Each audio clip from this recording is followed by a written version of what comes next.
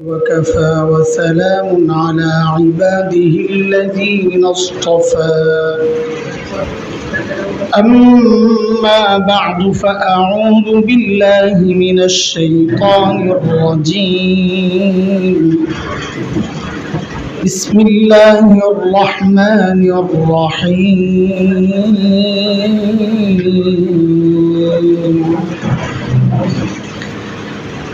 وقال الذين كفروا لا تسمعوا لهذا القرآن والغوا فيه لا تسمعوا لهذا القرآن والغوا فيه لعلكم تغلبون فلنذيقن الذين كفروا عذابا شديدا ولنجزينهم أسوأ الذي كانوا يعملون ذلك جزاء أعداء الله النار لهم فيها دار الخلد جزاء بما كانوا بآياتنا يجحدون آمنت بالله صدق الله العلي العظيم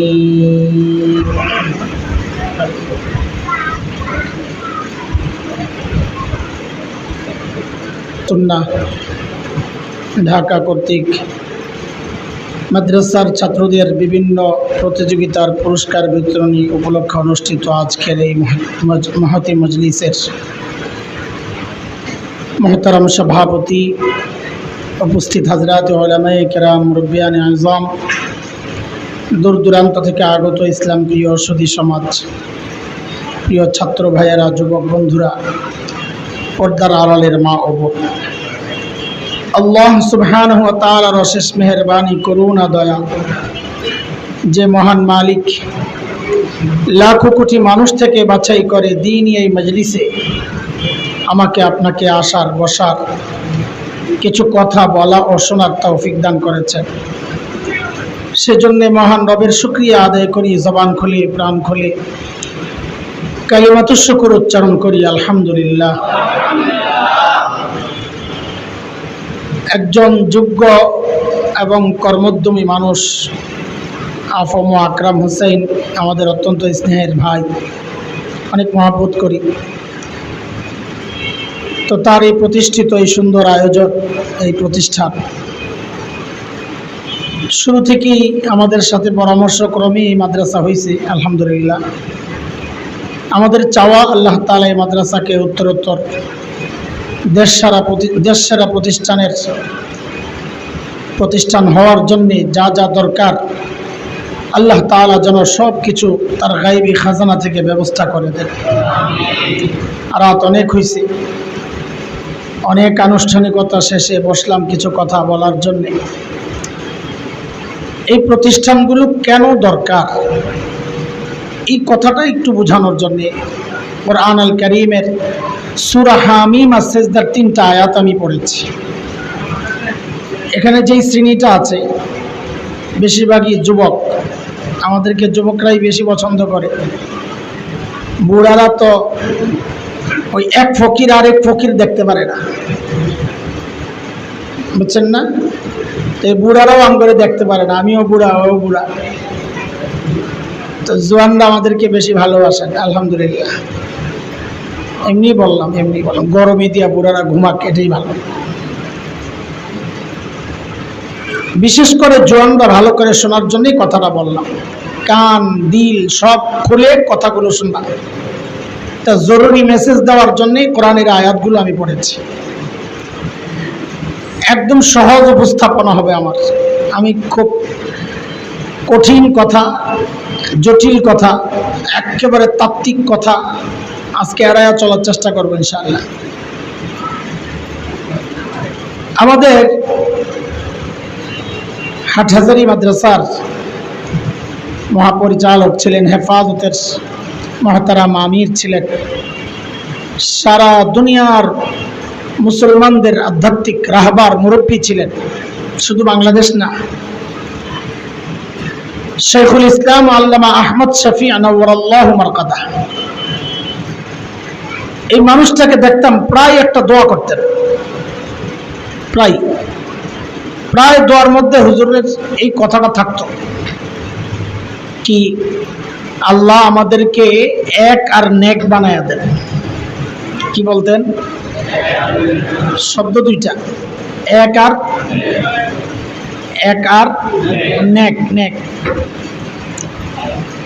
তা আমি একসময় খুব চিন্তা করতে লাগলাম যে এই দোয়াটা হযরত বারবার কেন করেন। কারণ আমাদের একটা অবস্থান আপনাদেরকে বলি, বিশ্বাসের জায়গা এটা, আমাদের বড়দের কথাগুলো এগুলো ইলহামি, আল্লাহ কর্তৃক আসা কথা। আল্লাহ দিলের মধ্যে ঢেলে দেন তো ওনারা ওই কথাগুলো বলেন। তো সেজন্য আমারও মাথায় ঘুরছিল যে নিশ্চয়ই আল্লামা আহমদ শফি ভেতরে আল্লাহ এমন কিছু ঢালছেন যার কারণে উনি বারবার শুধু এই দোয়াটা করেন, আল্লাহ আমাদের সবাইকে এক আর নেক বানায়। অনেক দিন চিন্তার পর আমার মাথায় একটা বিষয় আসছে। বর্তমান দুনিয়ার এক বাস্তবতার বিরুদ্ধে হযরতের দোয়াটা ছিল। বর্তমান দুনিয়ায় সারা দুনিয়ার ইসলাম বিরোধী যত অপশক্তি আছে, সারা দুনিয়াই তো ইসলামের বিরুদ্ধে, মুসলমানের বিরুদ্ধে। মুসলমানের বিরুদ্ধে না হইলেও ইসলামের বিরুদ্ধে। পার্থক্য বুঝতেছেন? অনেকে মুসলমানের বিরুদ্ধে না, কিন্তু ইসরায়েলের যিনি প্রধান, আরব কান্ট্রিগুলোর অনেক প্রধানের সাথে তার ভালো সম্পর্ক আছে। কাজী মুসলমানের সাথে সমস্যা নাই, সমস্যা কিসের সাথে? পার্থক্যটা বুঝে আসছে কিনা? মুসলমান আর ইসলাম এক জিনিস না। তো ইসলামের দুশ্মন সারা দুনিয়া, সব ভিন্ন ধর্ম তো আছেই, মুসলমান নামধারী মুনাফিকরাও আছে। সকলের টার্গেট একটাই, ইসলাম নিশ্চিহ্ন করা। এই টার্গেট বাস্তবায়নে সুদূর প্রসারী বহু আগ থেকে তারা মৌলিক দুইটা বিষয়কে বেছে নিয়েছে যে এই দুই জায়গায় আমাদের কাজ করতে হবে। এর মধ্যে একটা ইসকাতুল খিলাফা, খিলাফত ব্যবস্থা ধ্বংস কর এক, আরেক হচ্ছে ইবাদ আনিশ শরিয়াহ, মানুষকে দিন থেকে দূরে সরাও।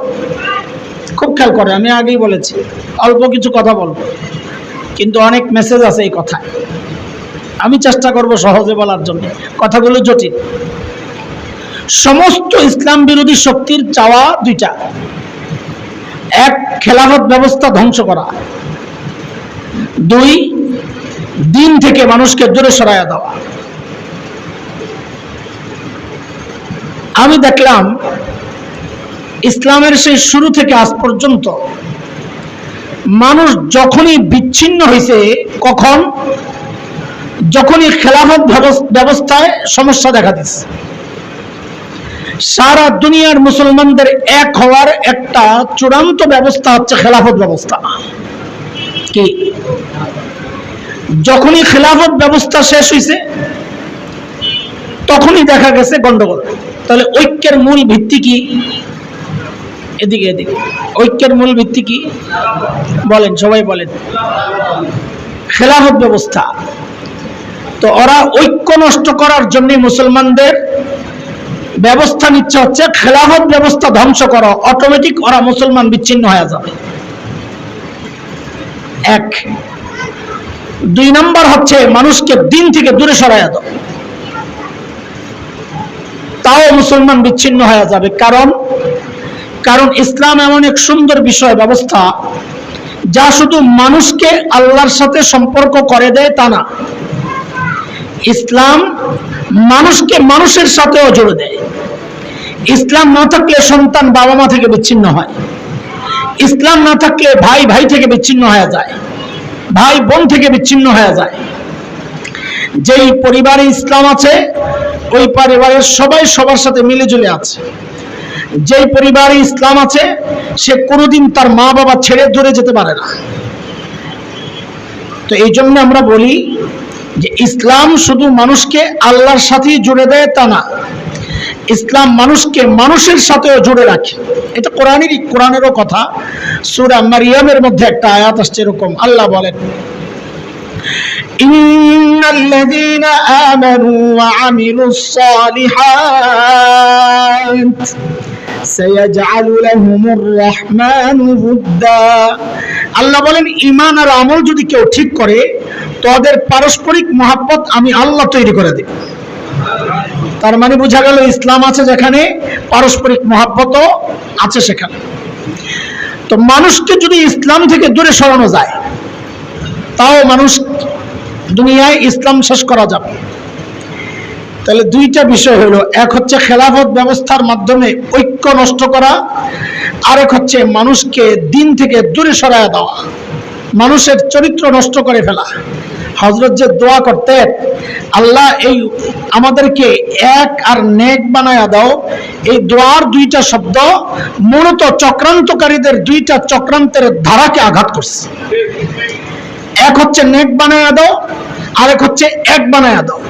ওরা চাচ্ছে আমরা যেন নেক না থাকি, আমরা যেন এক না থাকি।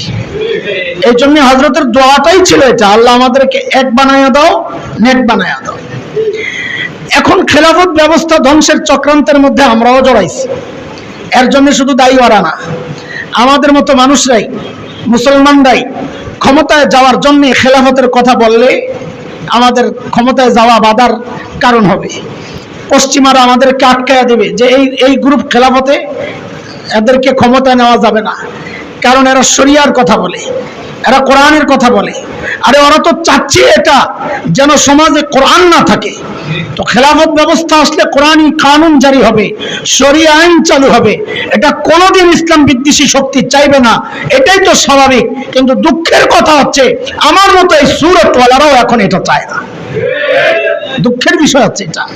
আমি আপনাদেরকে স্পষ্ট করে বলি, যত ইসলামী দল আছে রাজনৈতিক, ইসলামের নামে যত রাজনৈতিক দল আছে, আমি স্পষ্ট করে আমার অবস্থান জানায় দেওয়া যায় যেন আল্লাহর কাছে আমি আসামির কাঠগড়ায় দাঁড়াতে না হয়। ইসলামের নামের যত রাজনৈতিক দল আছে, যদি তারা স্পষ্ট না বলে যে আমরা ক্ষমতায় গেলে ধীরে ধীরে, হঠাৎ করে পারবে না আমরাও জানি, ধীরে ধীরে এই রাষ্ট্রে খেলাফত ব্যবস্থা কায়েম করব, তাইলে তাদেরকে সমর্থন দেওয়া যাইতে পারে।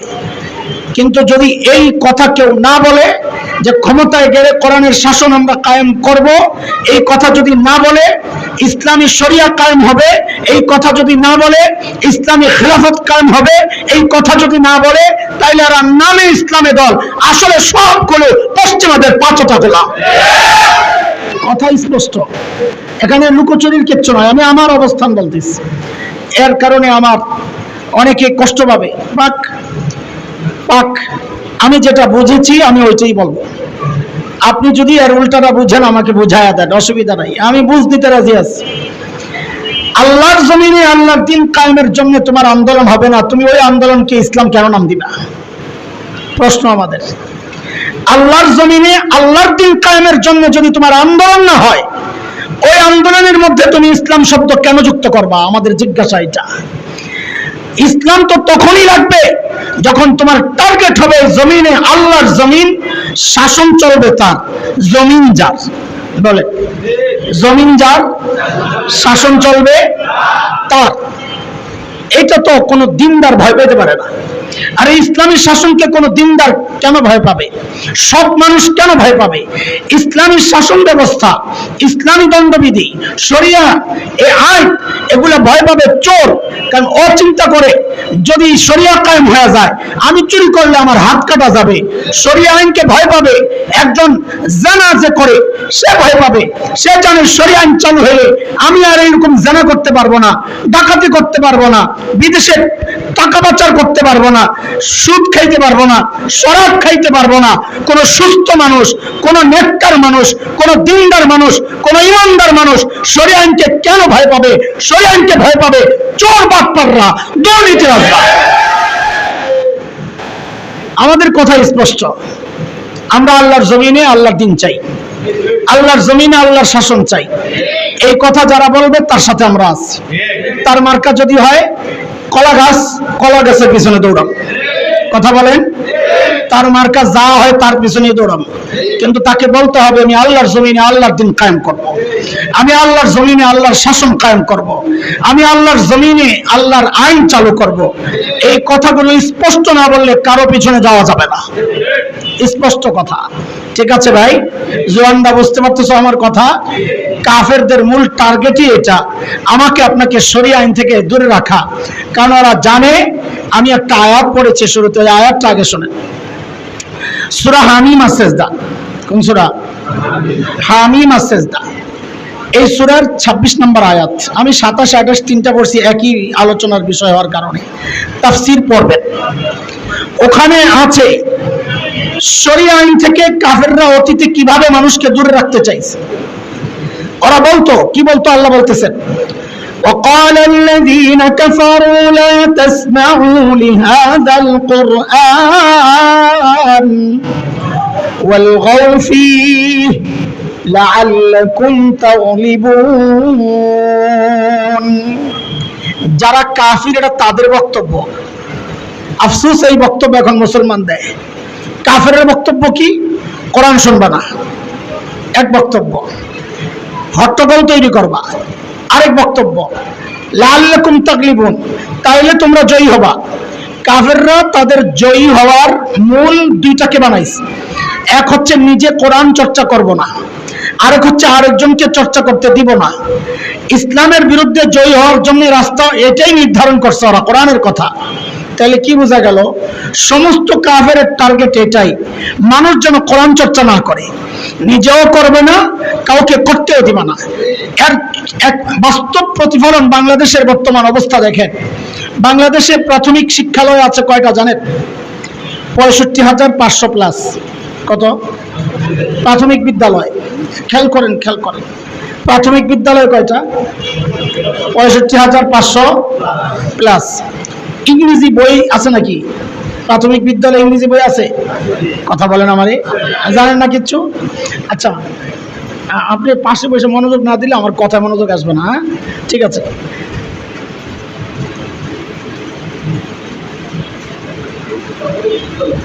না, আমার মনে আছে, আমি ভাবতেছি ভাইকে বেশি কঠিন বলে ফেললাম কিনা কথাটা, আবার ভাবতেছি না কোরআনের কথা বলতেছি, ভাইয়ের উপরও তো আল্লাহ নারাজ হইতে পারে, তাই না? তাকেও তো বাঁচাইলাম নাকি? কোরআন বললে মনোযোগ দিয়ে শুনতে হয়, এটা কোরআনের নির্দেশ। হ্যাঁ, সমস্যা হলে সে চলে যাবে, কিন্তু থাকলে মজলিসে মনোযোগ দিয়ে শুনতে হবে, নাহলে আযাব আসবে। এটা কোরআনের কথা। তো বলতেছিলাম, প্রাথমিক বিদ্যালয়ে ইংরেজি বই আছে? শিক্ষক তো নাই, আছে নাকি? ও, বাংলা বই আছে? এটার তো শিক্ষক নাই, ওটারও আছে? ও, বিজ্ঞানের বই আছে? ওটার তো শিক্ষক নাই। তোর মেয়ে একটাও তো মিলল না। তাইলে ইসলাম ধর্মের বই আছে? এটার শিক্ষক আসেনি? সব বই আছে, বইয়ের শিক্ষকও আছে। একটাই অসহায় এতিম বাবা মা নাই, সেই বইয়ের নাম হচ্ছে ইসলাম ধর্ম শিক্ষা। বই আছে, শিক্ষক নাই। এখন পড়ায় কে? বলে পর্যায়ক্রমে এক একজনের উপর দায়িত্ব আসে, ঘুরতে ঘুরতে দায়িত্ব আসতে আসতে আমাদের কাছে খবর আসতেছে বিভিন্ন জায়গায় হিন্দু শিক্ষকের উপর দায়িত্ব পড়ছে ইসলাম ধর্ম বই পড়ানো। এটা কি জানেন? ইসলাম ধর্মের বই পড়াচ্ছে না কেন, গুরুত্ব দেওয়া হচ্ছে না কেন? কারণ যদি এই সন্তানের ভেতরে কোরআনের ওই চর্চার কিছু একটা যদি ঢোকায় দেওয়া যায়, একে কোনোদিন আল্লাহর বিরুদ্ধে দাঁড় করানো যাবে না। একে কোনোদিন কোরআনের বিরুদ্ধে দাঁড় করানো যাবে না। এটা হচ্ছে এক সাইড, কোরআনই চর্চা বন্ধ করা। আরেকটা হচ্ছে পাল্টা অ্যাকশন। পাল্টা অ্যাকশন, পাল্টা অ্যাকশনটা কি? পাল্টা অ্যাকশনটা হচ্ছে এই সাম্প্রতিককালে প্রজ্ঞাপন জারি হয়েছে যে ধর্মীয় শিক্ষক তো নিয়োগ দিবেই না, বরং উল্টা এই ৬৫,৫০০+ স্কুলের মধ্যে একজন করে গানের শিক্ষক নিয়োগ দেওয়া হবে। ওই যে ওই সময়ের কাফেররা বলতো ওয়ালগাউফি, কোরআন চর্চা করবা না, উল্টা বিশৃঙ্খলা করো। এই দেখেন বিশৃঙ্খলার নতুন তরিকা। মানুষকে শরীয়ত থেকে দূরে সরানোর জন্য এমন কোনো কৌশল অপকৌশল নাই যা বর্তমানে করা হচ্ছে না। আর এর জন্যে বাংলাদেশের পাইপলাইন হচ্ছে এদেশের এনজিও গুলা। এদেশের এনজিও গুলোর তাদের ওই পাইপলাইন দিয়ে শুধু সাহায্যের টাকা আসে না, ওই পাইপলাইন দিয়া পাশ্চাত্য বিশেষ করে ইউরোপিয়ানদের কৃষ্টি কালচার, তাদের আদর্শ ওই পাইপ দিয়ে বাংলাদেশে পাচার করা হচ্ছে। মুসলমান হিসাবে, ইমানদার হিসাবে এই দেশকে রক্ষা করার জন্য প্রত্যেকটা জায়গায় এইরকম দ্বীনি প্রতিষ্ঠান দাঁড় করানো কেন দরকার? কারণ ভাইরাস তাড়াইতে হলে যেমন আপনাকে কি নিতে হয়, টিকা নিতে হয়, এই সমস্ত কোরআন বিরোধী ভাইরাস এগুলোর জন্য এই মাদ্রাসাগুলো হচ্ছে এক একটা টিকা। আগে আমাদের এখানে যে এমপি সাহেব ছিলেন এক সময়, অ্যাডভোকেট কামরুল্লাহ কসকের লাগা, আবার ভাই কয় গমসর, আমি কামরুল্লাহ কইছি ওটাই ধরলাম, ভাই কয় গমসর। আমি কি গমসর বলছি? আমি গমসর বলি নাই। গম বেশি বেশি আসলে কিছু চুরি করবই, এটা মাইনে নিতে হইব। খালি দোয়া করি আপনারা এলে যেন না করেন, ঠিক আছে না? আল্লাহ ভবিষ্যৎ যারা আসবে আমাদের জন্য আল্লাহ এমন কাউকে কবুল করেন যারা দুর্নীতিবাজ হবে না, যারা ইসলাম বিরোধী হবে না, যারা চাঁদাবাজ হবে না, যারা ভারতের পাঁচাটা গোলাম হবে না, যারা পশ্চিমাদের পাঁচাটা গোলাম হবে না। তারা দেশকে ভালোবাসবে, ইসলাম ভালোবাসবে, দেশের স্বাধীনতা সার্বভৌমত্বে বিশ্বাস করবে। ওই পার্বত্য অঞ্চলে বিশৃঙ্খলা সৃষ্টি হইলে সর্বোচ্চ কঠোরতার সাথে এদেরকে প্রতিহত করবে। এমন একটা সরকার আমরা চাই। কি বলে? আল্লাহ কবুল করো, আল্লাহ কবুল করো। আচ্ছা রাখি। ওদের টার্গেট দুইটা, এক হচ্ছে দিন চর্চা করতে দিবা না, আরেকটা হচ্ছে বিকল্পটাই না দাও। এই দুই জিনিসের মাধ্যমে ওরা মানুষকে আল্লাহ থেকে বিচ্ছিন্ন করতে চায়। বাংলাদেশের পুরোপুরি চর্চা শুরু হয়েছে। এক হচ্ছে দিন থেকে দূরে সরানো। আমার আকীদা, আমার চিন্তা, আল্লাহ তাআলা কোরআনে বহু জায়গায় এরকম আসছে শয়তানের চক্রান্তের কথা। আমরা এখন চোখ খুললে দেখি কি আল্লাহ যত জায়গায় যা বলেছিলেন সবগুলো এখন এই বর্তমান গভর্নমেন্ট পাশ করানোর জন্য নানান ছলে বলে কৌশলে এই কাজগুলো ধীরে ধীরে আগায় নিচ্ছে।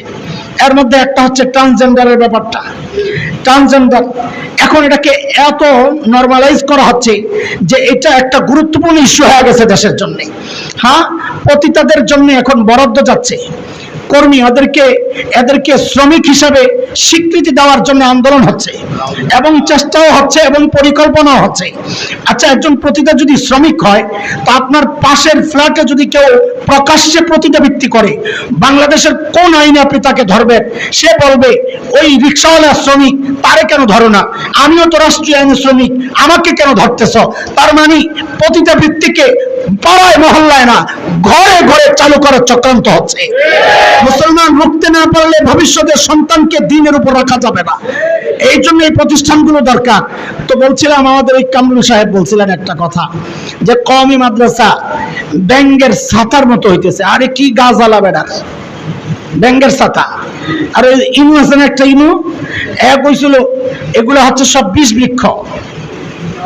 এই মাদ্রাসাগুলো নাকি ২০ বৃক্ষ। তো দুইটার জবাবই আমি দিছি, দিয়ে বিপদেও পড়ছি। এই বিপদ আমাদের জন্য নিয়ামত। দ্বীনের কথা বলার কারণে যদি বিপদ আসে, এই বিপদ আমাদের জন্য নিয়ামত। কামরুল্লাহরে বলছিলাম যে এই যে ব্যাঙ্গের ছাতা বলেন, আগে ব্যাঙ্গের ছাতা যেটা কইছে এটা এখন বিজ্ঞানীরা নাম দিয়েছে মাশরুম। এটা স্বাস্থ্যের জন্য উপকারী। কাজে মাদ্রাসা যত হবে ইমানের জন্য এটা উপকারী হবে। আর ওই জো কলারে কইছিলাম, জো কলারে ওটা খুব লাগছে, ওটা আমার খুব কঠিন অ্যাকশনে গেছিল। সেটা হইলো, আচ্ছা আমরা বলছি আমাদেরকে যে যোগ বলছে, যোগ, এই মাদ্রাসাগুলো হচ্ছে ২০ বৃক্ষ। এই ২০ বৃক্ষ এটা আমাদের জন্য একটা ভালো স্বীকৃতি। কেন ভালো স্বীকৃতি আপনাদেরকে বলি। এক বেটা লবণের ফ্যাক্টরি দিছে, ভালো করে বুঝেন জন পোলাপাই, লবণের ফ্যাক্টরি দিছে। এখন লবণ আনছে টেস্ট করার জন্য, লবণ সলিড 1 নাম্বার না ভেজাল। তো ম্যানেজার নিয়ে আসছে, মালিক বলে কি সলিড লবণ তো? কাহা সলিড লবণ। বলে বুঝবো কেমনি? তার মাথায় একটা বুদ্ধি আসছে, বলে স্যার একটা জোক নিয়ে আসেন, জোক নিয়ে আসেন। বলে জোক আনলে? বলে যদি জোকের মধ্যে লবণ দিলে জোক মরে তো বুঝবেন লবণ সলিড, কারণ জোকের জন্য এই লবণ হলো বিষ। আর যদি দেখেন জোক মরে না তো মনে করবেন যে এই লবণ হলো ভেজাল। লবণ একটা আইটেম, খাবারের মধ্যে লবণ ছাড়া কোনো খাবার সুস্বাদু হয় না, কোনোদিন হবে না, ঠিক কিনা? লবণ হচ্ছে খাবারের অন্যতম জরুরি আইটেম। কিন্তু কাদের জন্য? যারা মানুষ, তাদের জন্য লবণ জরুরি আইটেম। কিন্তু রক্ত চোষা জোকের জন্যও কি খাবার লবণ এটা জরুরি আইটেম না বিষ? জোরে কোন? হ্যাঁ। তা আমরাও বলি এই কওমি মাদ্রাসাগুলা এই দেশ ও জাতির জন্য লবণের মতো। কিন্তু যারা রক্ত চোষা, মানুষের সম্পদ খায়া খায়া হজম করে যারা বিদেশে পাচার করছে, ওদের জন্য এগুলো তো বিষ বৃক্ষ। কথা তো ঠিকই আছে। মাশাআল্লাহ মাশাআল্লাহ, অনেকদিন পর একটা সহি কথা আপনি বলেছেন। আমরা আসলেই বিষ বৃক্ষ, তবে মানুষের জন্য না। আপনাদের মতো রক্ত চোষা ওই জোকের মতো রক্ত চোষাদের জন্য, ঠিক আছে না কথা? এমন বিষ বৃক্ষ আরো ওঠা দরকার, তাইলে জোকগুলা সব শেষ হয়ে যাবে ইনশাআল্লাহ। পাল্টা হামলা, ওরা যেই চক্রান্ত করবে এর পাল্টা হামলা করা, এটাই ওদের সলিউশন। আমাদের এই যে খেলাধুলা করে, ওখানে একটা কথা আছে যে আক্রমণই হচ্ছে বেস্ট ডিফেন্স। মানুষের যে প্রতিহত করে না, ডিফেন্সে থাকে না খেলোয়াড়রা, যত আপনি ডিফেন্সিভ খেলবেন তত বেশি প্রতিপক্ষ আক্রমণ করবে। তা এটা প্রতিহত করার একটা বেস্ট সিস্টেম হচ্ছে পাল্টা হামলা করা। পাল্টা হামলা করা, ওরা নিজেরাই ডিফেন্সে চলে যাবে। ওরা আমাদেরকে হামলা করতেছে দুই ভাবে, এক হচ্ছে খেলাফত ব্যবস্থা ধ্বংসের চিন্তা করে, আর এক হচ্ছে মুসলমানকে শরিয়া থেকে দূরে সরানোর জন্য। এদেরকে রুখার জন্য ওদের কোন সিস্টেমে বাংলাদেশে ওদেরকে রুখা যাবে না। ওদেরকে রুখতে হইলে এখন আওয়াজ উঠাইতে হবে। ওদেরকে রুখার রাস্তা একটা, বলে কোন জায়গায়? ওরা যেখানে হামলা করছে ওখান থেকে পাল্টা হামলা করা। ওরা খেলাফত ব্যবস্থা ধ্বংস করতে চায়, আমাদের খেলাফত ব্যবস্থার আন্দোলন করতে হবে। ওরা দিন চর্চা থেকে মানুষকে দূরে সরাইতে চায়, দিন তালিমের জন্য, দিনের চর্চার জন্য দাওয়াত ও তাবলীগের মেহনত, মাদ্রাসা আরো বেশি বাড়াইতে হবে। এটাই হচ্ছে ওদের জন্য পাল্টা হামলা। এটাই হচ্ছে মাদ্রাসাগুলোর কাজ। আমরা পাল্টা হামলার জন্য এক একটা ঘাঁটি বানাইতেছি। মাদ্রাসা এক একটা ঘাঁটি। এখান থেকে একটা বাচ্চাকে খেলাফত ব্যবস্থার বিষয়গুলো লালন করার জন্য তাকে উপযুক্ত করে গড়ে তোলা হয়। সে যেই লেখাপড়া করতেছে এই লেখাপড়া বাস্তবায়নের চিন্তা সে করবেই, এবং আমলের জন্য একটা আমলি নমুনা তাকে বানানো হয় গোটা সমাজের জন্য। আলহামদুলিল্লাহ আলহামদুলিল্লাহ, আমরা এটা আল্লাহর শুকরিয়া আদায় করি। যা আপনি দেখেন এখন থানায় যান, মোস্ট ওয়ান্টেড আসামিদের ছবি থাকে না? হ্যাঁ, এগুলা জেনে পাও, ধরো এই আসামের ছবি আছে সব থানায়। আলহামদুলিল্লাহ, আল্লাহ শুকর। এই গত জুমার আগের জুমায় আমাদের নিউ মার্কেট থানার ওসি সামনে বসা ছিলেন। আমি বলছি আপনি বলেন, বাংলাদেশে বহু থানা ঘুরে আইছেন এখন না নিউ মার্কেটে, বলেন কোন কোন থানায় কত % মাদ্রাসার ছাত্র পাইছেন ওই ছবিওয়ালা? বলেন, আপনি সামনে বলেন। আলহামদুলিল্লাহ, আমরা নিজেদেরকে সাধু বলতেছি না, আমাদের মধ্যে পাপিষ্ঠ আছে, অপরাধী আছে, কিন্তু এই যেটা হিসাবে আসার মতো না সেটা কখনো প্রমাণ হয় না। প্রমাণ হয় অধিকাংশ দিয়া। ওইখানে যদি 100 নাম থাকে, মাদ্রাসার পড়ুয়া কারো থাকলে সেই 100-র মধ্যে একটা থাকতে পারে কোথাও, সব জায়গায় না। তারপরেও আমরাই আসামি। ঠিক যেমন মুসলমানদেরকে জঙ্গি বলা হয়, অথচ সারা দুনিয়ায় যত জায়গায় যুদ্ধ হচ্ছে মুসলিম কান্ট্রিগুলোতেই হচ্ছে। আঘাত করতেছে কারা? ইসলাম বিরোধীরা, খ্রিস্টানরা, ইহুদিরা, এরপর জঙ্গি আমরাই। বাংলাদেশে যত মাদ্রাসা আছে সমস্ত মাদ্রাসার বাচ্চাদেরকে তৈরি করা হয় সমাজ বান্ধব। সমাজের সন্ত্রাস তাদের দ্বারা হয় না, ইফটিজিং তাদের দ্বারা হয় না, জুয়া মদ এগুলো তাদের দ্বারা হয় না। এই যে নেশার দ্রব্য বিক্রি করা হয় রাস্তাঘাটে, আপনি দেখেন আমাদের বহু ছেলে আছে রাস্তায়, আপনি কিশোর গ্যাং এই যে সবার সামনে চাপাতি নিয়ে দৌড়ায়, একটারও মাদ্রাসার ছাত্র পাইবেন না। সমাজের এই লোকগুলোর আমরা প্রোডাকশন দেখছি, তারপরেও আমরাই খারাপ, আমরাই জঙ্গি। বলতে থাকো, জন একদিন হবে, ও একদিন হবে। আমরা প্রস্তুত হচ্ছি, তোমরাও প্রস্তুত হও ইনশাআল্লাহ।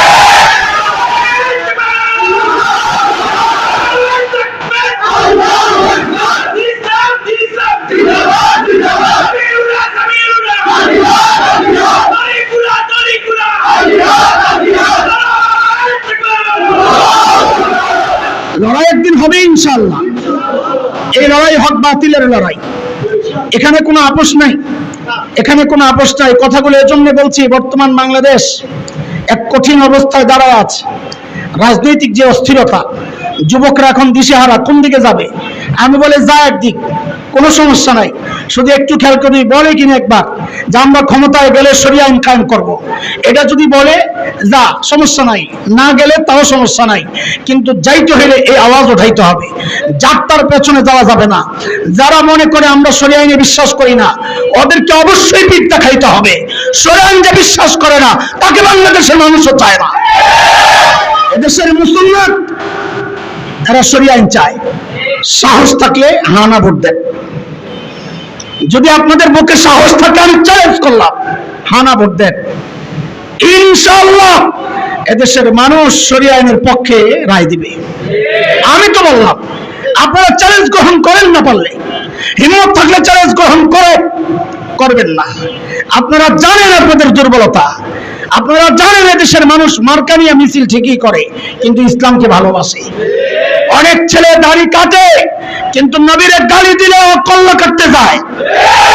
আমার মতো মৌলবী কল্লা কাটতে যাইতে পারে না, আমার ইমান দুর্বল। এক ইউনিভার্সিটির ছাত্র হয়ে গেছে, কলেজের ছাত্র হয়ে গেছে। এটা কি প্রমাণ করে? এই প্রমাণ করা হচ্ছে দেশের আপামর জনগণ ইসলামকে হৃদয়ে লালন করে। হয়তো সমাজের কারণে সে দাড়ি রাখে না, সমাজের কারণে টুপি পরে না, পাগড়ি পরে না, কিন্তু হৃদয়ে ইসলাম লালন করে, ইসলামের জন্য সে জীবন দিতে প্রস্তুত থাকে। এটাই হচ্ছে দেশের যুবকদের অবস্থা। কথা বলেন, কথা বলেন। এই জন্য আমরা বলি আমাদের এই মাদ্রাসাগুলো কি, এটা বোঝা দরকার।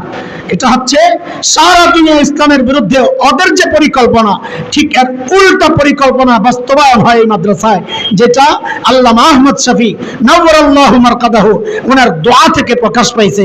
কি, আল্লাহ আমাদেরকে এক আর কি বানায় দাও। এক কেমনে হবো? খেলাফত ব্যবস্থা। সবাই বলেন, আমাদের এক হওয়ার রাস্তা কোনটা? এক হওয়ার রাস্তা কোনটা? খেলাফত ব্যবস্থা ছাড়া মুসলমান কোনোদিন এক হইতে পারবে না।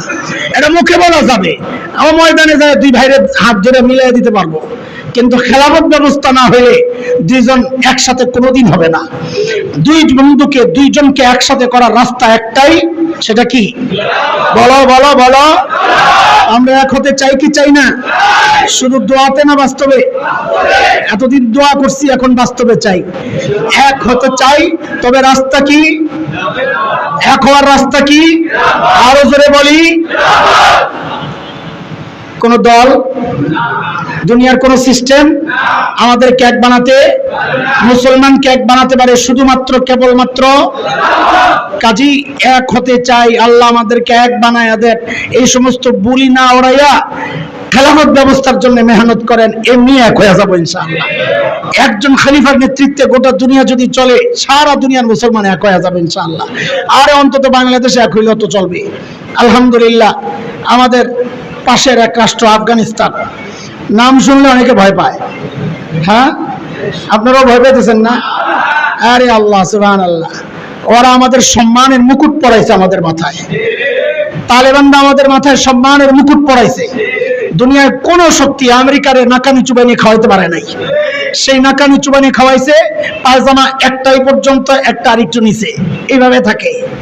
হায় মুসের কি অবস্থা, দাড়ির কি অবস্থা, হায় পাগড়ি কি অবস্থা, শুকনা রুটি যাদের সম্বল, এই মানুষগুলা আমেরিকা নেটোকে নাকানি চুবানি খাওয়াইছে। কেন?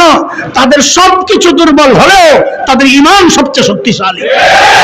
মুসলমান কোনদিন কাফেরকে শক্তি দিয়ে পরাজিত করে নাই, অস্ত্রের শক্তিতে পরাজিত করে নাই, জনবলের শক্তিতে পরাজিত করে নাই, বরং আল্লাহর নবীর সাথে সাহাবায়ে কেরাম এক যুদ্ধের মধ্যে 12,000 জনবল দেখা, হুনাইনের যুদ্ধে 12,000 জনবল দেখা ভিতরে ভিতরে একটু ভাব আসছে, আজকে তো মানুষ সংখ্যার কারণে আমরা পরাজিত হব না, আজকে ফাড়াইলাম। ভাবাইছি কি? আজকে ফাড়াইলাম। আল্লাহকে তুই ফাড়াইছস, কাফেরের বিরুদ্ধে এতদিন জয়ী হয়েছিলি, এটাই মনে করছস তুই ফাড়াইছস? হ্যাঁ, আমি আমি আমি আল্লাহ করছি। ওয়ালাকাদ নাসারাকুমুল্লাহু বিবাদরিন ওয়া আনতুম আযিল্লা। আমি বদরে তোমাদেরকে সাহায্য করেছি, তোমরা ছিলে দুর্বল। মুসলমান কারো কারো ভেতরের এই অবস্থাটা আল্লাহর পছন্দ হয় নাই। আল্লাহ বলেছেন, ইজ আজাবাতকুম কাসরাতুকুম ফালাম তুগনি আনকুম শাইআ ওয়া দাকাত আলাইকুমুল আরদু বিমা রাহুবাত সুম্মা ওয়াল্লাইতুম মুদবিরিন। পালাইতেছে সব। নবী আলাইহিস সালাম ডাক দিয়েছেন, ইয়া মাশারাল আনসার, আনসারীরা কই? ডান পাশে একবার বলছেন, আনসারে কইল লাব্বাইক ওয়া সাদাইক ইয়া রাসূলুল্লাহ, বলেন কি করতে হইব। আবার বাম পাশে তাকাইছেন, ইয়া মাশারাল আনসার, ওই জি হুজুর আসি, কি বলেন, করতে হবে কি বলেন। নবী আলাইহিস সালাম সাদা একটা খচ্চরের উপর ছিলেন, ওখান থেকে নামছেন। হযরত আব্বাস রাদিয়াল্লাহু তাআলা আনহুর আওয়াজ ছিল অনেক উঁচা, কয়েক মাইল দূর থেকে আওয়াজ শোনা যাইতো মাইক ছাড়াই। আল্লাহ হযরত আব্বাসকে বলছেন, ডাক দেন, ডাক দেন মুসলমান। শাহাতিল ওয়াজুহ বইলা কিছু ধুলা মাইরা দিছেন আর বলতেছিলেন, আনান নবিয়্যু লা কাযিব আনা ইবনু আব্দুল মুত্তালিব, আমি আব্দুল মুত্তালিবের পরিবারের সদস্য, আমি সত্য নবী, আমি মিথ্যা নবী না। তোমরা পলায়ন করতে পারো, আমি করব না। এই হুঙ্কার দেওয়ার সাথে সাথে সব সাহাবী জমা হয়ে গেছে। এই যে প্রাথমিক একটা মাইর খাইছে, কেন খাইছে? ওই যে ভিতরে আসছে, আজকে সংখ্যা 12,000, আজকে সংখ্যা। এই শক্তিতে মুসলমান কোনোদিন জয়ী হয় নাই। আমি প্রায় বলি একটা যুবকদেরকে উৎসাহিত করার জন্য, শেখ ওমর মুখতার রাহিমাহুল্লাহ, নাম শুনছেন? আচ্ছা শোনেন, ভারতের যে ক্রিকেট খেলে না, ক্রিকেট খেলে যে একজন নেতা থাকে না, কি নাম এটার? না না, এটা না, আরেকটা নাম। হ্যাঁ, না না, ওই যে ক্যাপ্টেন আর কি, ক্যাপ্টেন, অধিনায়ক। হ্যাঁ, না না, এটা না, ভারতের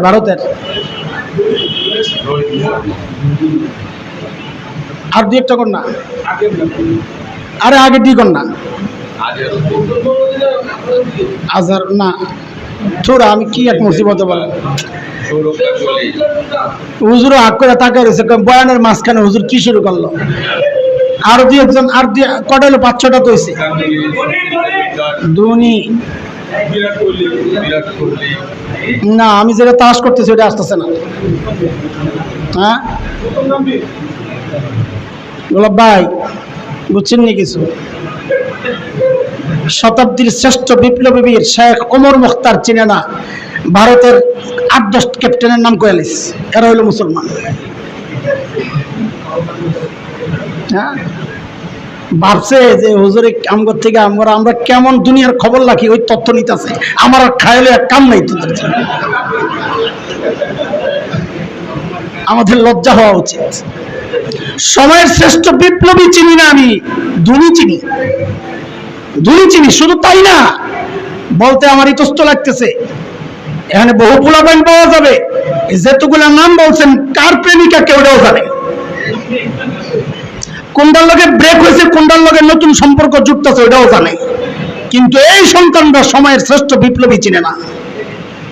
এটা আমাদের জন্য বড় আফসোস। তুমি কি বিপ্লব করবা? শতাব্দীর শ্রেষ্ঠ বিপ্লবীদেরকে চেনো না মিয়া? শেখ ওমর মুখতার, লিবিয়ার কোন জায়গায়? লিবিয়ার।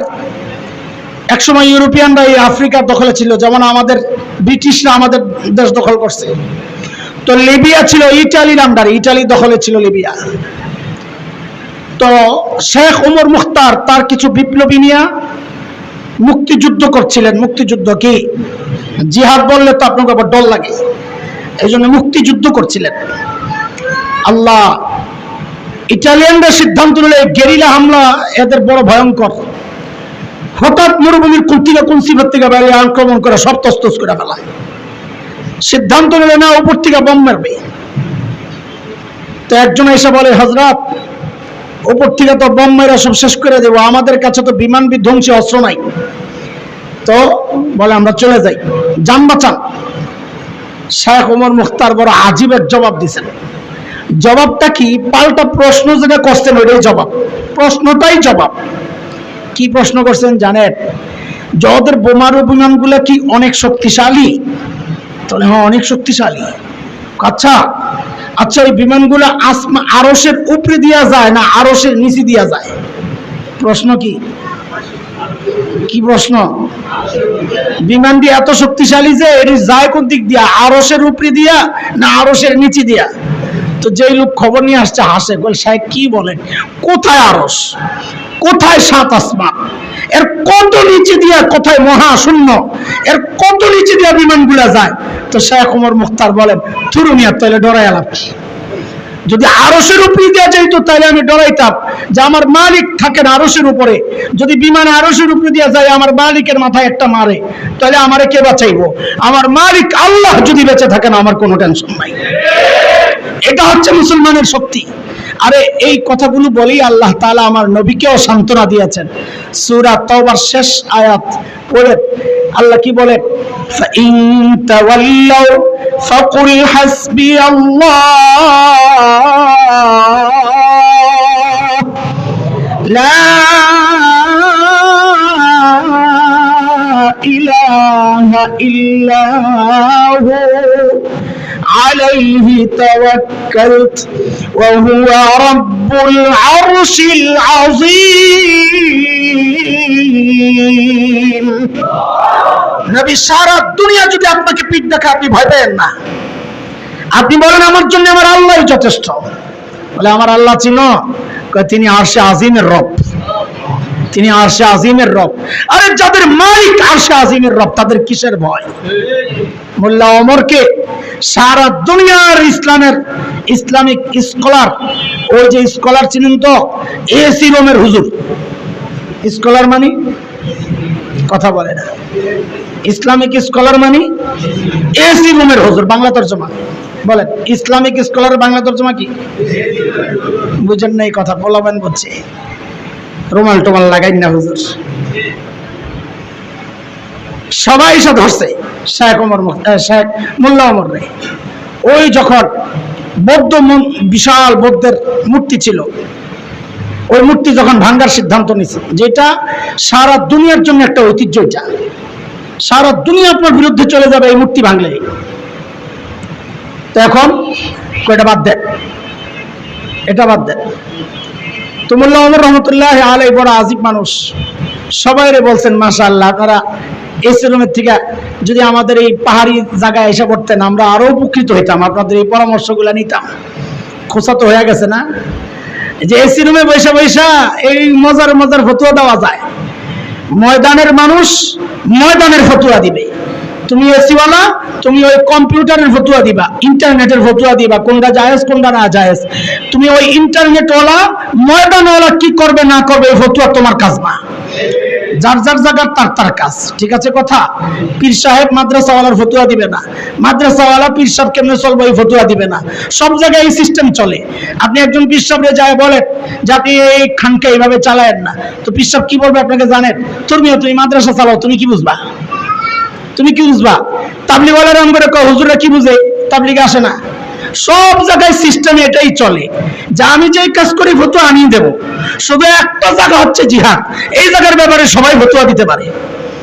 বুঝেন না এই কথা? কারণ এটা এতটা দুর্বল একটা জায়গা, যার যেমনি মনে চায় বাস ফতুয়া জারি করে দেয়। না, ময়দানওয়ালার ফতুয়া দিবে ময়দানওয়ালা, জিহাদে যে আছে জিহাদ বিষয়ক কথা বলবে সে। তুমি আমি আয়েশে থাইকা আরামে থাইকা আমরা কেন জিহাদের ব্যাপারে উল্টাপাল্টা কথা বলবো? মোল্লা ওমর রাহিমাহুল্লাহ তিনি খুব সহজেই তাদের কথাটা, আচ্ছা খুব ভালো পরামর্শ তো জিজ্ঞেস করছেন, আচ্ছা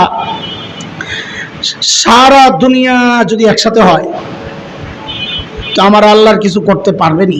কোনো এটা কিভাবে সম্ভব? আল্লাহ চাইলে সারা দুনিয়ার সব শক্তি ধ্বংস করতে পারবেনি, কয়টা সম্ভব? তাইলে আর আপনারা ডরায়েন না, আমার পক্ষে তো আমার আল্লাহ। সুবহানাল্লাহ। ঈমান, ঈমান এর নাম কি? আরে এর নাম কি? ঈমান। মুসলমানের ঈমান কি হওয়া উচিত, কেমন হওয়া উচিত, ওদের ভূমিকা কি হওয়া উচিত, ওই বাঘের বাচ্চারা আমাদেরকে শিখায়া দিচ্ছে।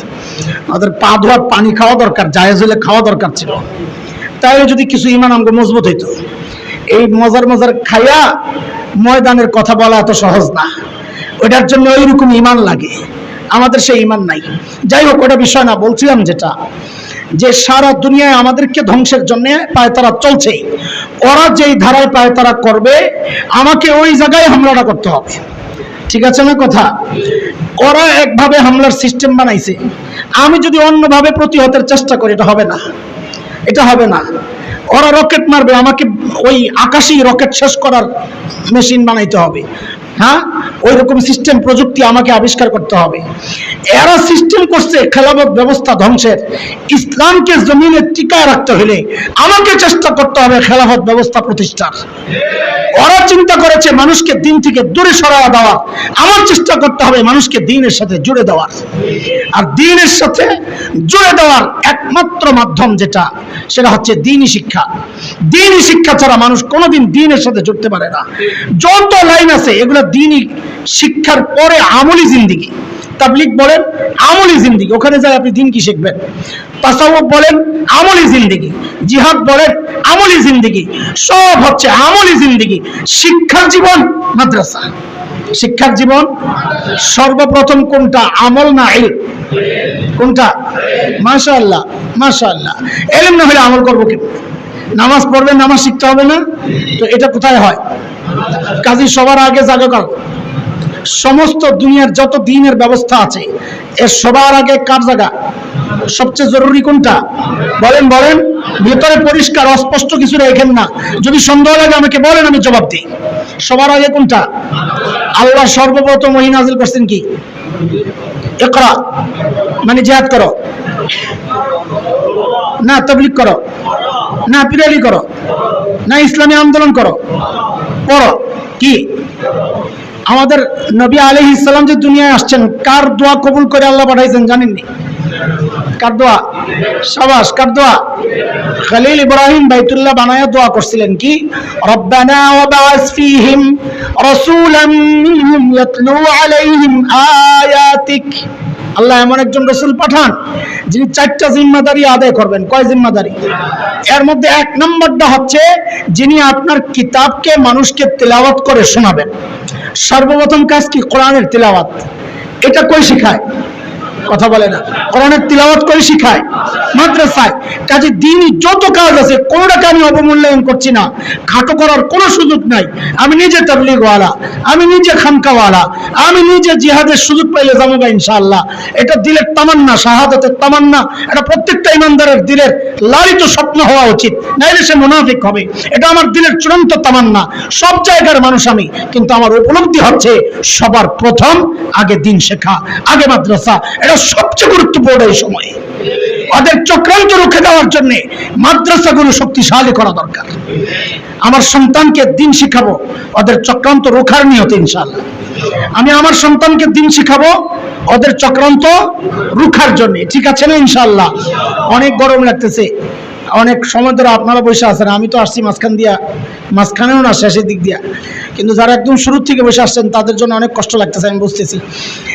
জিহাদ বলে করবেন, একটু আগে কইলেন কি বলে না, একটু আগে কি কইছে সবাই? ফাড়ে দেব, গরম সে দাঁড়ে না।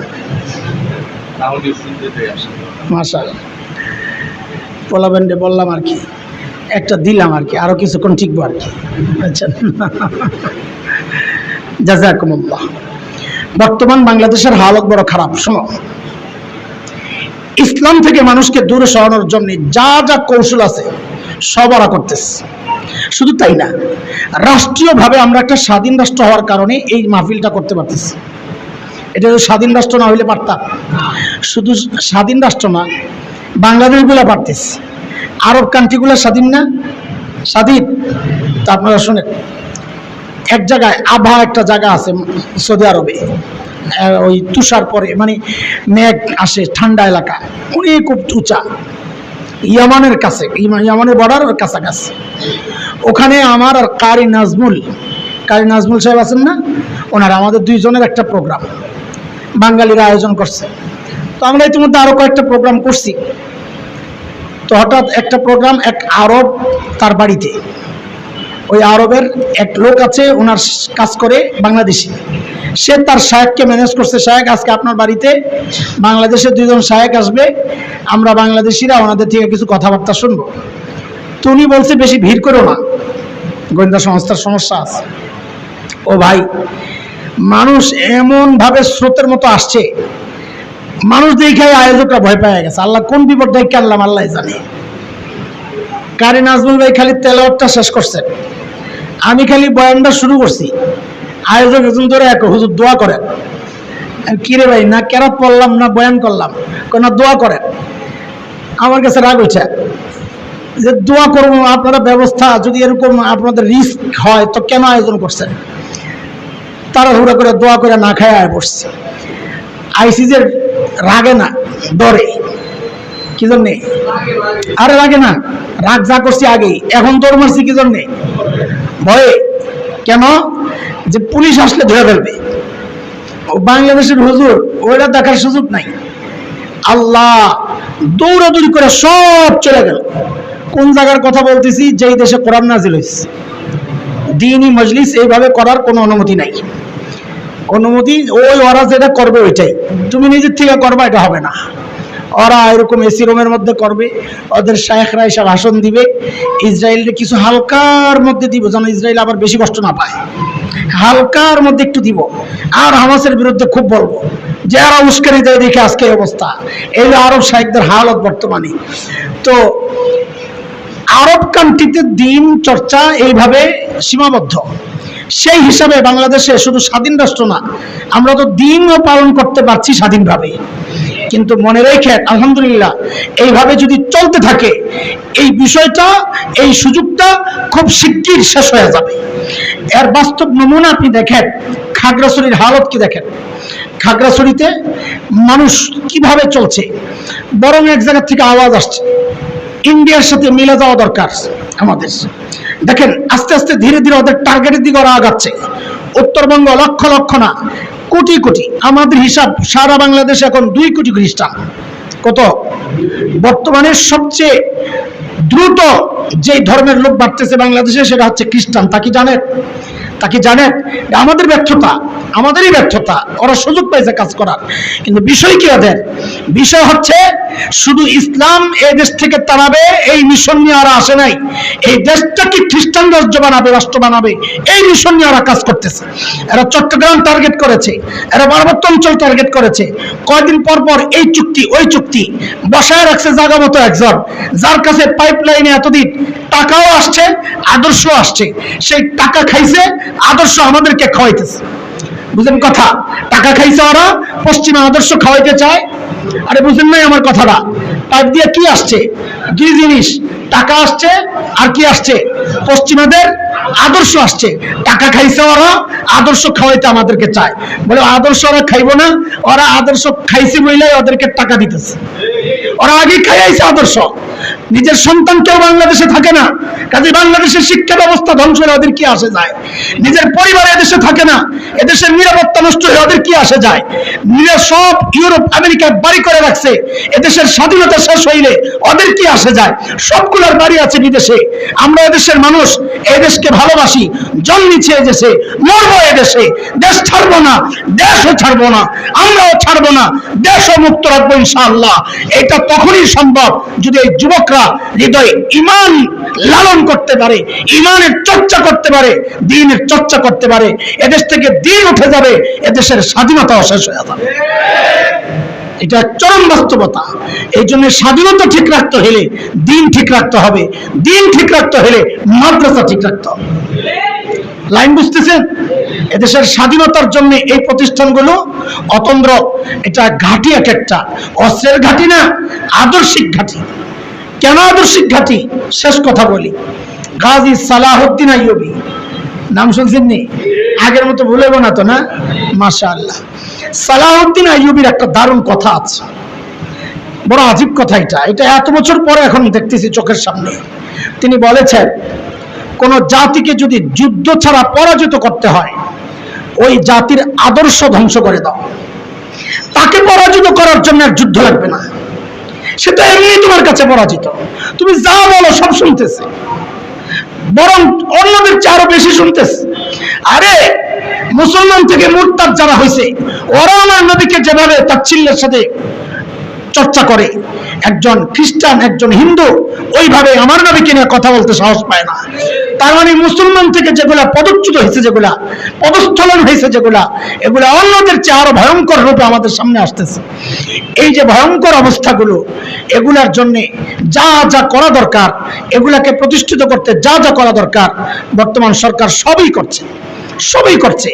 কাজী এই জাতীয় পাইপলাইনগুলো ভবিষ্যতে বন্ধ করতে হবে, যেই পাইপ দিয়া একসময় দাদাদের আদর্শ ঢুকছে, এখন দাতাদের আদর্শ ঢুকতেছে। কথা বুঝেন নাই?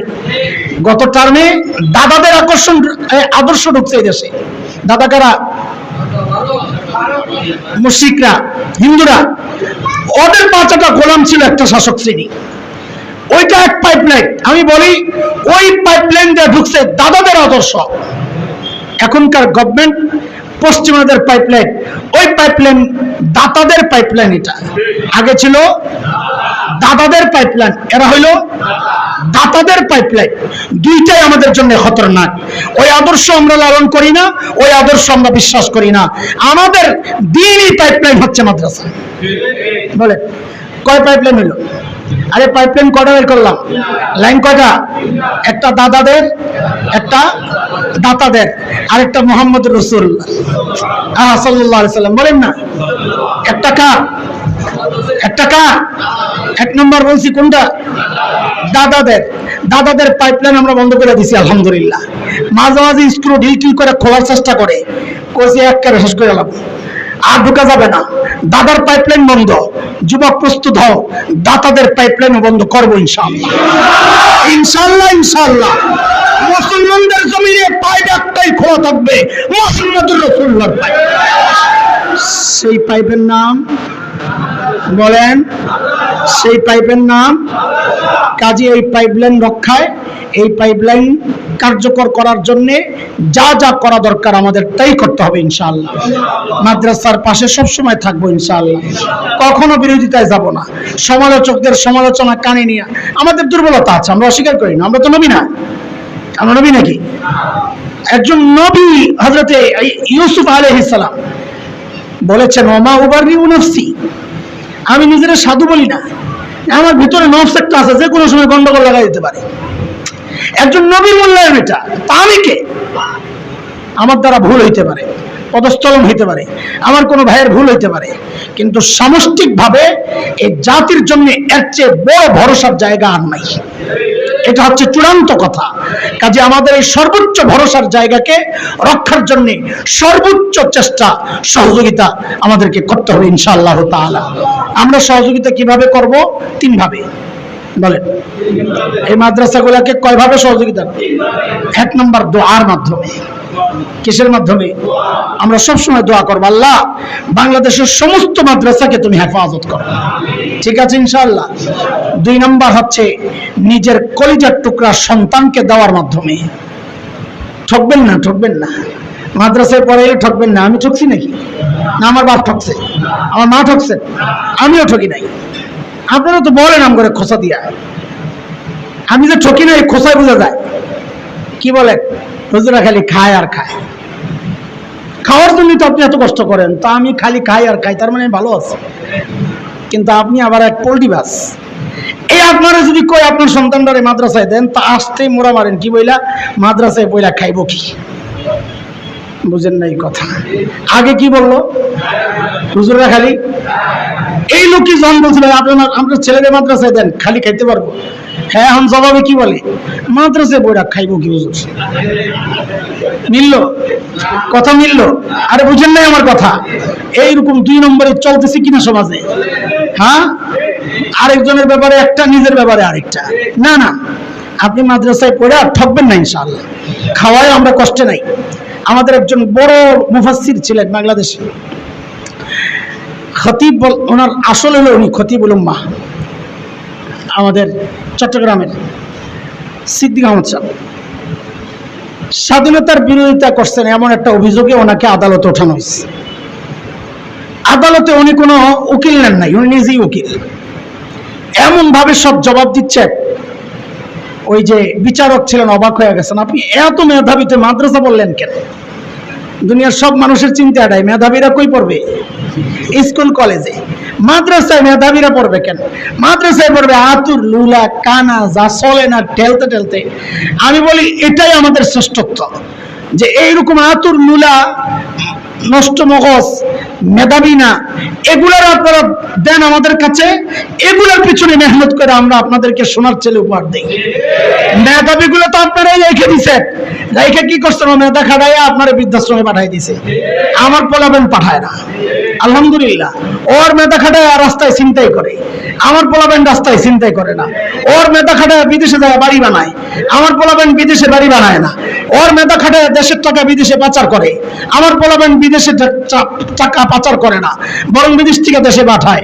ওর মেধা খাটায় আপনি ব্যবসা ভালো করেন, যাই কইছে ভাই একা ব্যবসা করবেন না, কিছু দিবেন, কি দেওয়ান লাগবো, পাঠায় দিয়েন, পোলাবেন পাঠায় দিতেছি।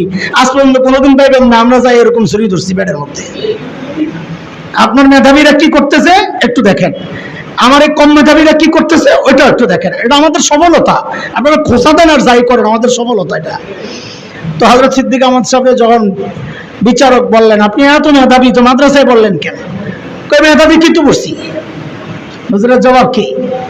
মেধাবী দেখেই তো পড়ছি। তো হুজুর বলছেন, আমি দুই কারণে পড়ছি। এক হচ্ছে আল্লাহ রসুলের হাদিস শুনছি যে যারা মাদ্রাসায় পড়ে, দিন পড়ে, কোরআন পড়ে এবং পড়ায় তারা সর্বশ্রেষ্ঠ। আমি সর্বশ্রেষ্ঠ হওয়ার জন্য আমি মাদ্রাসায় গেছি।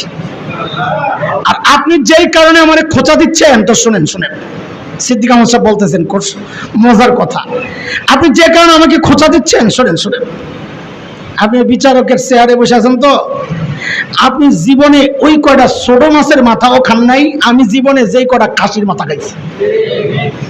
বুঝেন নাই? খোসার পরিবর্তে খোসা, পাল্টা হামলা আর কি। কি বলে, আপনি জীবনে ওই কয়টা ছোট মাছের মাথা খান নাই, আমি জীবনে যেই কয়টা খাসির মাথা খাইছি। বিচারক তো পুরো ব্যাকল হয়ে গেছে, কি কইল এটা আমার। আলহামদুলিল্লাহ, আলহামদুলিল্লাহ, আল্লাহ আমাদের কাউকে না খাওয়ায় রাখেন নাই। তো বলেন চায়া চায়া খান, নিজের জন্য চাই না, চাই আপনার ওই অচল ছেলের জন্য, আপনার সমাজের অচল বাচ্চাটার জন্য, যে এখানে না আসলে রাস্তায় ভিক্ষা করত, এখানে না আসলে ঠেক দিত, এখানে না আসলে নেশা করত, এখানে না আসলে চাঁদাবাজি করত, ওই কিশোর গ্যাং হইয়া ওই গ্রুপের নাম লেখাতো। ওদেরকে আমরা মানুষ করতেছি, খাওয়াইতেছি, এর জন্য সমাজের সহযোগিতা চাই। আপনি না করলে করবেন না, আল্লাহ চালাবেন। আল্লাহ যতদিন মাদ্রাসা রাখতে চাইবেন, আপনি সহযোগিতা না করলেও আল্লাহ রাখবেন, আর আল্লাহ না চাইলে আপনি করলেও আল্লাহ রাখবেন না। এই জন্য আমি মাদ্রাসার পাশে দাঁড়াবো, আমার সমাজ ঠিক রাখার জন্য, আমার দেশ ঠিক রাখার জন্য, আমার দ্বীন আকীদা বিশ্বাস ঠিক রাখার জন্য। ঠিক আছে ইনশাল্লাহ। বলছিলাম কয় জিনিস দিয়ে সহযোগিতা? এক নাম্বার দোয়া, দুই নাম্বার সন্তান, তিন নাম্বার হচ্ছে আমাদের আর্থিক সহযোগিতা আমরা করবো ইনশাআল্লাহ। কেন করবো এটা বলে শেষ করি, একটু 2 মিনিট। বেশি গরম লাগবো? বেশি গরম লাগলে জানগা 2 মিনিট। সবরাতে আগে তো রাস্তাঘাটে ভিক্ষা হইতে একটু কমছে, দলবাইন্দা দলবাইন্দা একটা সামনে গোল হয়ে যাবে, যে কি কয় এটা রে, হাত পাও নাই যে চলে ল্যাংড়া, একটা না হুইল চেয়ার না, এমনি প্রতিবন্ধী রাস্তায় চলতেছে। তো একটার সামনে কি বলে, কেউ থাকে গাছতলায়, কেউ থাকে পাঁচতলায়, পিছনের সবটি শুরু হয় আমার আল্লাহ রসুলের নাম। মনে আসেনি? মুরব্বীরা কথা কন না, ঢাকার শহর এক সময় দেখছেন না এগুলো? পোলাবেন তো দেখে না, পোলাবেন তো ডিজিটাল ভিক্ষুক দেখে, সবার কাছে মোবাইল। তো এক সময় এইভাবে ভিক্ষা করত। তো এটা হাকিম উল মুহাদ্দিস থানভী রহমাতুল্লাহ আলাইহির উদাহরণ। মাদ্রাসায় কেন সহযোগিতা করবেন? 2 ভিক্ষুক, একটা কানা আর একটা ল্যাংড়া, 2টাই ভিক্ষা করে। আচ্ছা কোন তো সামনে কোনটায় থাকবো, কানায় না ল্যাংড়ায়? কথা বলে না, কে থাকবো? কারণ চোখ আছে, এই তো সামনে থাকবো, ঠিক না? তো ল্যাংড়ায় সামনে, কানায় পিছনে। রাস্তার পাশে কাঁঠাল গাছে কাঁঠাল পাইকা রস পড়তেছে। কাঁঠাল যখন পুরোপুরি পাকে না, এমন একটা গ্রান বের হয়ে ভাই, চাম্পা ফুলের মতো, দারুণ একটা গ্রান। তো ল্যাংড়ায় তাকায় তাকায়, হারে কপাল, তোরও চোখ নাই, আমারও পাও নাই, আমিও গাছে উঠতারও না, তুইও উচ্চা খুঁজা পাবি না, আমাকে কপালে কাঁঠাল নাই। তো কানার মাথায় তো দুনিয়ার বুদ্ধি, কারণ মানুষের ব্রেনে সবচেয়ে বেশি লোড হয় চোখ দিয়া। লোড বেশি মানে স্লো, কম্পিউটারে দেখাস না লোড বেশি মানে। তো আমাদের মাথায় চোখ আছে, যেহেতু লোড হয়েছে বেশি, কাজে ব্রেন স্লো। কিন্তু কানার চোখ নাই, লোড হয়েছে কম, এই জন্য ব্রেন কি কানার সাফ। কানায় কি হয়েছে, কই যে কানার কাছে কাঁঠাল বাকছে, আমি ল্যাংড়া উঠতারুম না, তুই কানা ওইটা পাবি না। তো কানায় কয় তোর কাঁড়াল খেতে মনে চাইছে? কাহা কয় তা একটা কাজ কর। বলে কি? আমার পাউরি আর তোর চোখটিরে জোড়া লাগা। কানার বুদ্ধি কি বলে, আমার তো পাও আছে, তোর তো চোখ আছে, দুইটারে জোড়া লাগা। তো ল্যাংরাকে বুঝলাম না কিছু। বুঝবি করতে গায়ে দিকে আয়, আমারে কাঁড়াল গাছের গোড়ায় নিয়ে বয়া। তো কানায় কাঁড়াল গাছের গোড়ায় বইছে। ল্যাংরা কয় এখন তুই আমার কান্দে ওঠ। তো ল্যাংরায় কানার কান্দে উঠছে। তো কানায় লাভ দিয়ে দাঁড়াইছে। ল্যাংরা কয় ভাই পাইছি কাঁড়াল, লাগ পাইছি। এটা হইলো পাওয়ার চোখের জোড়া। তো কাঁড়াল পার খাইছে, দুজনে বইয়া খাইছে। হাকিমুল উম্মত থানবীর উদাহরণ এটা। কে? দুনিয়ার সাধারণ মানুষ আর মাদ্রাসাওয়ালা এই কানার ল্যাংরার মতো। দিনের কাঁঠাল খাইবা, জান্নাতি কাঁঠাল খাইবা। তো তুমি সাধারণ মানুষ, তোমার পাও আছে কিন্তু চোখ নাই, দিনই চোখ নাই, লেখাপড়া জানো না। আলেমের চোখ আছে কিন্তু সমাজে ওইরকম শক্তিশালী অবস্থান তার নাই। সে ব্যবসা করে না, বাণিজ্য করে না। তুমি তো কত কিছু করো, কারবার করো, তার তো নাই। তো তার পা নাই কিন্তু কি আছে? আর তুমি কানা কিন্তু কি নাই? আরে পা আছে কিন্তু সাধারণ মানুষ কি পা আছে কিন্তু এই চোখ বুঝছেন তো কিসের চোখ? হ্যাঁ, দিনে ইলমের চোখ। তো এখন কি করা? বলে এই দিনকে যদি আগায় নিতে হয়, ওই ল্যাংড়ার চোখ আর এই কানা বেড়ার পাও জোড়া লাগাইতে কি করতে হইব? এইবার আপনাদের কাছে জিজ্ঞেস করি, ওই যে একজনের কান্দে একজনে উঠছে, কার কান্দে কে উঠছে? কানার কান্দে, ঠিক আছে না? আচ্ছা যদি উল্টা হয়, ল্যাংড়ার কান্দে যদি কানায় ওঠে, কাঁঠাল তো পাইব না, ল্যাংড়াও চিত্তে পড়বো, হ্যাঁ চিত্তে পড়বো, ঠিক কিনা? মাদ্রাসাগুলা ভাঙ্গে কি জন্য জানেন? ভাঙ্গেই কোন এই কানার গোষ্ঠী ল্যাংড়ার কান দুইটা মাতবুরি করতে চায়। আরে বুঝেন না এই কথা? এই কানার গোষ্ঠী সাধারণ মানুষ আলেমের উপরে যখন মাদ্রাসার বিষয়ে মাতবুরি করবে, ওটা ভাঙ্গে পড়বে, কারণ হেতে এমনি ল্যাংড়া।